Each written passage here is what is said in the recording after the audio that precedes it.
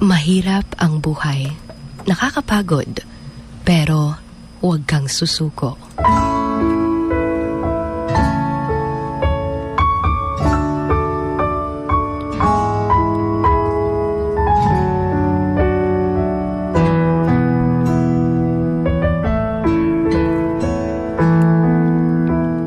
Naranasan mo na ba yung akala mo wala ka ng pag-asa? Yung feeling na pagod ka na. Ubos na ubos ka pa. Hindi mo alam kung may malalapitan pa dahil parang tinalikuran ka na ng lahat dahil nga walang-wala ka.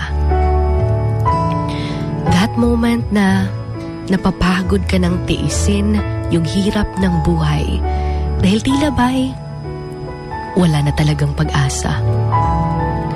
Kanabit ang feeling grabe na imong pagpaningkamot pero feel ni mo wala lagi gihapon. You're mentally and physically exhausted.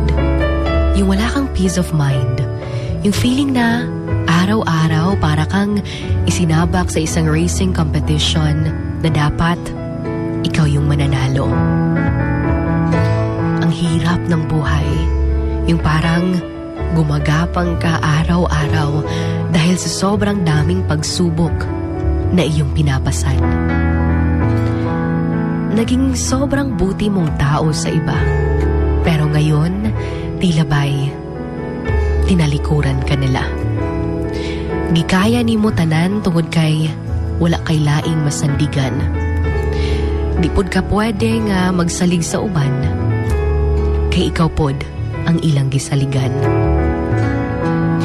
Ang hirap, diba? Nakakapagod na, diba?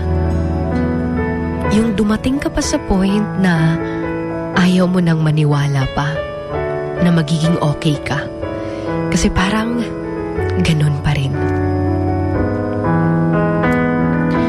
Kung kanusa super down ka, daghan pa jud kaayo ang mga nangawala sa imuha. Hindi mo alam kung saan ka palulugar. Hindi mo alam kung may pag-asa pa ba.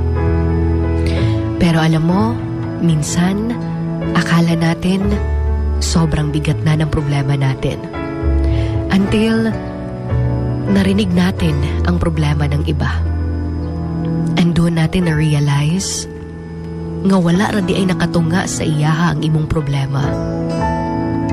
Doon mo rin nasabi sa sarili mo na wala kang karapatang magreklamo sa buhay dahil kahit mahirap ito,